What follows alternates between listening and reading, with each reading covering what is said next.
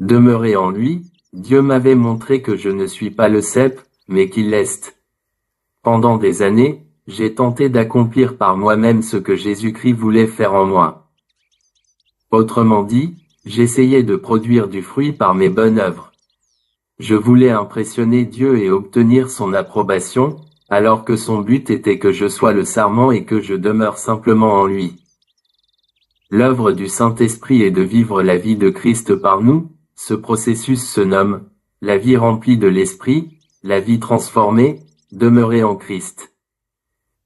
Ces expressions décrivent l'existence joyeuse dont Paul parle dans Galates 2 verset 20, « Ce n'est plus moi qui vis, c'est le Christ qui vit en moi. Ma vie en tant qu'homme, je la vis maintenant dans la foi au Fils de Dieu qui, par amour pour moi, s'est livré à la mort à ma place. » L'apôtre croyait profondément ces paroles. D'un point de vue externe, le sarment semble ne rien faire, mais cela ne signifie pas qu'il soit passif. Jésus-Christ, le modèle par excellence de la vie remplie de l'Esprit, ne restait pas assis, inactif. Il travaillait fort en puisant au réservoir de l'énergie divine, Jean 8 verset 28. Toute sa sagesse, sa connaissance et son courage provenaient de Dieu par le Saint-Esprit. Le fruit de l'Esprit ne provient pas de l'effort des croyants, les chrétiens portent du fruit par leur soumission.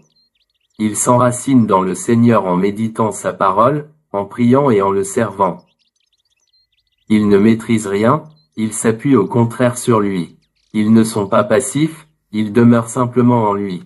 Lecture des versets, Jean 8 verset 28, « Quand vous aurez élevé le Fils de l'homme, alors vous comprendrez que moi, je suis.